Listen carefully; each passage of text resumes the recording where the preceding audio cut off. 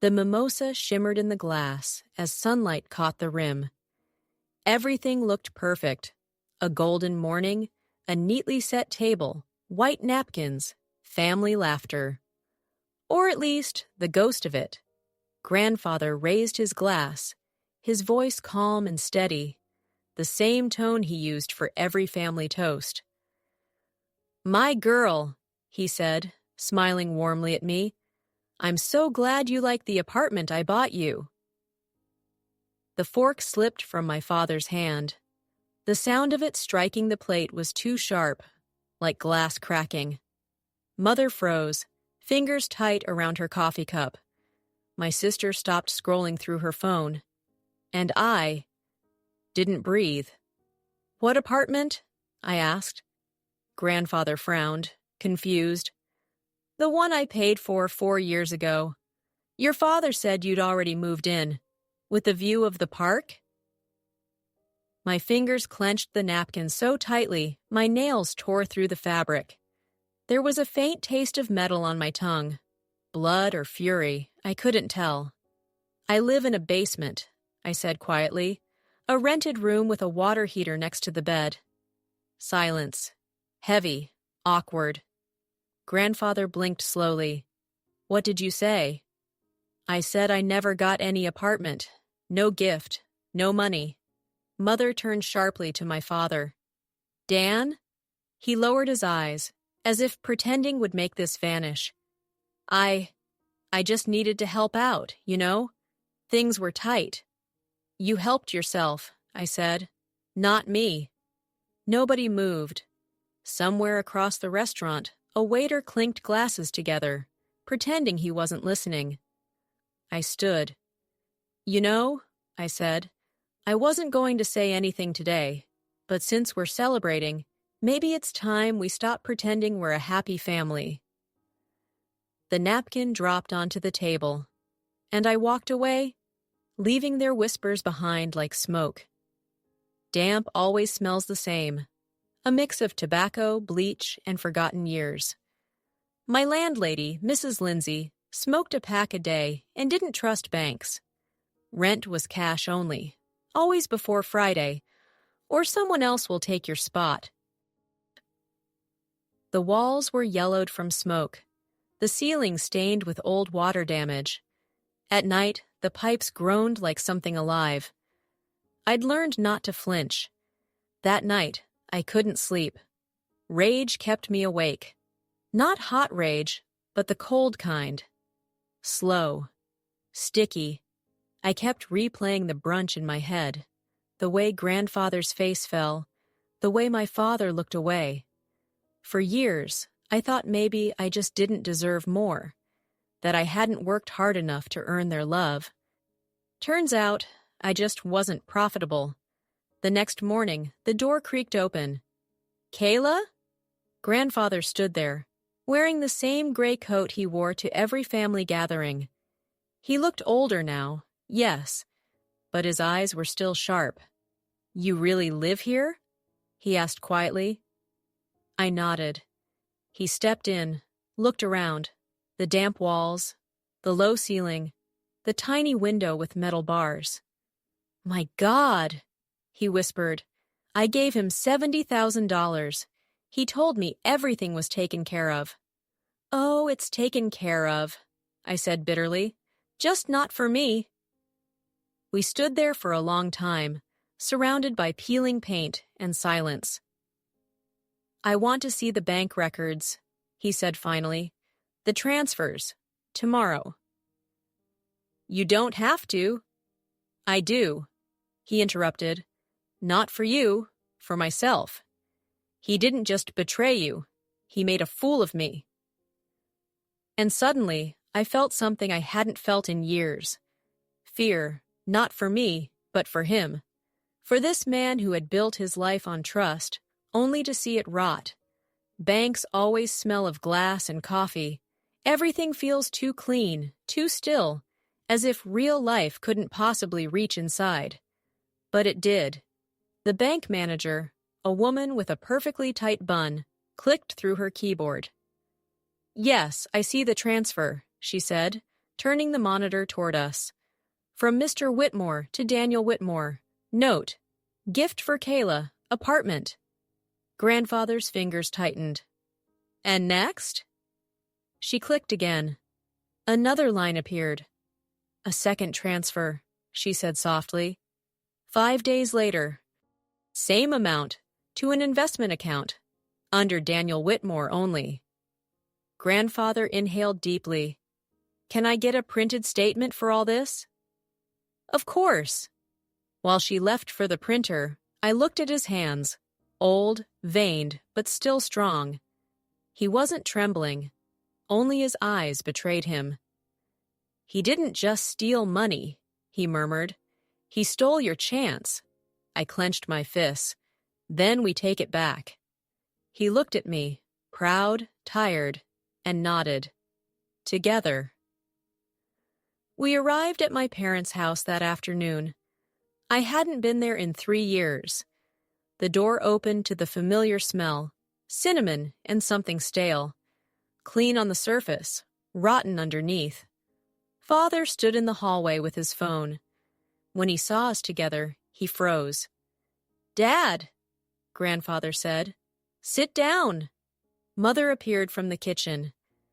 My sister peeked down from the staircase, eyes wide. We sat. Grandfather laid the envelope on the table.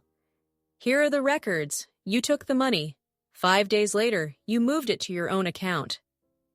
I just held it until... Until what? I asked. Until it was convenient to pretend it never happened? He said nothing. I trusted you, Grandfather said quietly. His voice didn't rise, but it hit harder than a shout. You lied. You made me think she was ungrateful.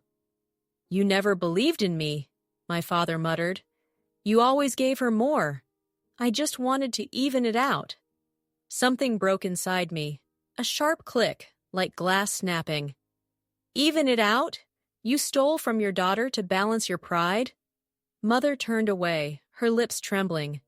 Dan, tell me that's not true. He didn't. Grandfather closed the envelope and stood. You'll return every cent, and you'll say it, out loud, in front of everyone, next Sunday, at brunch. You can't. I can, Grandfather said, and I will. When we left, I felt something new. Not anger, not relief. Air. For the first time in years, I could breathe. Not victory, not forgiveness. Freedom. Same restaurant. Same table. But everything felt different, colder, sharper. The chatter around us died down the moment we walked in. Grandfather's presence always had gravity, but today it was something heavier. The kind that pulled truth out of people. He didn't sit right away. Instead, he placed a folded piece of paper on the white tablecloth and looked directly at my father. You'll read this, he said. Dad's eyes flicked down at the letter like it was a snake. Dad, come on, this isn't... Now? The sound of his voice sliced through the hum of morning jazz and clinking glasses. Every cousin, aunt, and uncle turned to watch. My father unfolded the page. His voice shook as he began. To my family, I stole from my daughter, Kayla Whitmore. I took funds meant for her future and lied about their purpose. I wronged her, my father, and the integrity of this family. I will repay every cent within 6 months. I am deeply sorry. He finished, and for a long, haunting moment, nobody spoke.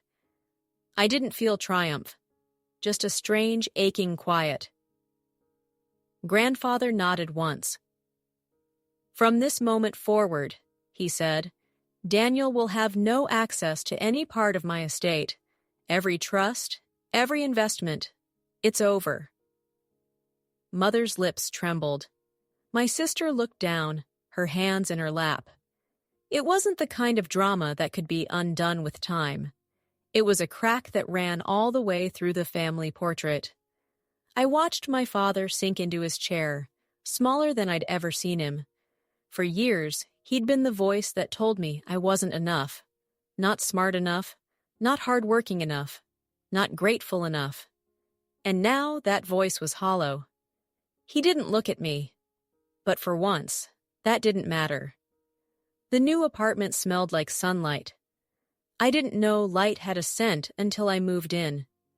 Big windows, real floors, the kind that echoed softly when you walked barefoot. No pipes hissing beside my head, no smoke curling under the door. Just air. The first night, I didn't unpack. I just stood by the window and stared out at the skyline, the city glittering like it was finally letting me in. Grandfather came by with groceries. He placed a single flower in a glass jar and smiled. "You deserve this," he said simply. I didn't answer. I didn't need to. The next morning, I woke to silence. Not the silence of emptiness, the kind that hums with possibility. For years I'd survived on scraps, of space, of money, of affection. But survival wasn't the goal anymore. I opened my old laptop. It was slow, dusty, but inside was a folder I hadn't opened since college. Designs, sketches, plans, dreams that used to feel childish. Back then, my father had looked at them and said, "Cute, but when are you going to get serious?" Now I did. I applied to studios, posted freelance listings, sent portfolios to anyone who'd look twice. At first, nothing. Then one day, an email. A local architecture firm was hiring designers for a new community project. They wanted someone who could think creatively about small spaces. "I've lived that," I told them during the interview. They laughed, but I meant it. By the end of that week, I had a contract in hand. Not just a job, proof that I could stand without their permission. It wasn't forgiveness that came first. It was space. Space between who I was and who they told me I had to be. Between the girl who lived in shadows and the woman who built light with her own hands. Months passed. I built a routine: work, sketch, breathe, sleep. My walls were no longer yellow. They were white, clean, open. One evening, I found Grandfather sitting by my window, staring out at the sunset. He didn't say anything at first, just sat there, his hand resting on his cane. "You know," he said finally, "I used to think money was the measure of love. You give it, you show you care. Turns out, trust is the real currency." I looked at him. "And you lost it?" "Maybe," he said, "but I think I'm earning it back." He smiled, soft, tired, real. When he left that night, I stayed by the window long after he was gone. The skyline was fading into evening, but the city lights were just beginning to bloom, little sparks of resilience across the horizon. That was when I realized something. You can lose everything: the money, the trust, the home you thought was yours, and still rebuild. Not by forgetting, but by creating something no one can steal again. Silence isn't peace. Sometimes it's just what's left when the noise dies. After that final brunch, the family group chat went dark. No birthdays, no holidays, no forwarded jokes. Just absence. Mom called once, months later. Her voice was thin, stretched. "You know your father's been struggling," she said. I almost laughed. Struggling, like I hadn't been doing that for years in a basement he stole from me.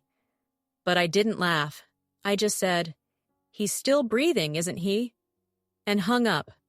I thought I'd feel lighter after it all. The truth, the confrontation, the justice. But guilt is strange. It lingers even when you've done nothing wrong. Sometimes I caught myself wondering if I'd been too harsh. Then I'd remember the nights I'd eaten cold soup from a can, while he invested my future into stocks I'd never see. And the guilt would fade again. Grandpa checked on me often, sometimes with groceries, sometimes just to sit quietly beside me. We didn't talk much about them. We didn't need to. The quiet between us wasn't heavy. It was healing. One evening, I opened an old photo album I hadn't touched since high school. Dad's face smiled back from the pictures. Strong, confident, unbreakable. Mine looked small beside him. I stared for a long time before closing it. People talk about closure like it's an ending, but it's really a beginning, just one you build alone. It came in an envelope with no return address. The handwriting was unmistakable. Kayla, I don't expect forgiveness. I barely expect you to read this. I just need you to know I see now what I did. I thought I was protecting you from debt, from failure, from yourself. But what I really protected was my pride. I saw your independence as rejection. I let my ego cost us everything. You were always the better part of me. I'm sorry I didn't see it sooner. Dad, I sat at my desk, letter trembling in my hands. For years, I had fantasized about hearing those words, about him realizing the pain he caused, the years he stole. Now that they were in front of me, they felt small. Words couldn't rebuild what he broke. But still, something in my chest loosened. I didn't reply. Some stories don't need sequels. I folded the letter and tucked it into a drawer beside my old design sketches. A relic, but not a wound. That same week, the architecture firm offered me a promotion. I was leading a new initiative, affordable microhomes for displaced women. The irony wasn't lost on me. I had once been one of them, small, invisible, surviving in borrowed space. Now I was building spaces for others to begin again. 2 years later, the house wasn't big. It didn't have marble countertops or chandeliers. But it was mine. Sunlight pooled across wooden floors. Plants lined the windowsills. The walls carried art I'd made myself, sketches of cityscapes and quiet corners. When Grandpa came to see it for the first time, he brought his usual, a flower in a jar. He placed it on the kitchen table and smiled. "You've done well, Kayla." "We both did." He chuckled softly, eyes glistening. "I just gave you what you were owed. You did the rest." That evening, we sat outside under the porch lights. He told me stories about his youth, how he built everything he had from almost nothing, and for the first time, I realized how much of him was in me. The courage, the grit, the quiet defiance. When he left, he hugged me tighter than usual. "You remind me of your grandmother," he said. "She was small, but she never bent." I smiled. "Then I'm proud to be like her." After he drove off, I stood on the porch alone, the night hum soft around me. I looked at the glowing windows, my windows, and whispered to no one. I made it. It was my idea to host brunch, same day, same time as the one that broke us. But this one was different. Grandpa arrived first, carrying flowers. My cousin brought pastries. Even Mom came, tentative, quiet. Dad didn't. He hadn't spoken to anyone in over a year. Word was he'd moved to another city, smaller, quieter. That was fine. Some absences are blessings dressed as silence. As sunlight filled the kitchen, laughter replaced the weight that once hung over our family. Real laughter, not the polite kind that hides pain. When we finally sat to eat, Grandpa raised his glass. "To the ones who rebuild," he said, "and to those who learned the hard way that love and honesty weigh the same." We clinked glasses. I caught my reflection in the window. Not the girl in the basement, not the one who kept begging for space in a family that never saw her. This woman looked steady, alive, certain. After everyone left, I walked to my desk, opened my laptop, and pulled up my latest project, Blueprints for a Women's Housing Initiative, co-funded by my firm, and Grandpa's Foundation. In the corner of the blueprint, I'd signed it quietly, Kayla Whitmore. Designed with light, built from truth. Outside, the city shimmered. Inside, peace finally had a shape. That night, I placed Grandpa's old flower in the center of my table. The petals had started to wilt, but I didn't replace them. Some things aren't meant to last forever. They're meant to remind you how far you've come. And as the last light faded from the window, I whispered, "Thank you for the basement. Because without the darkness, I would have never learned how to build my own sun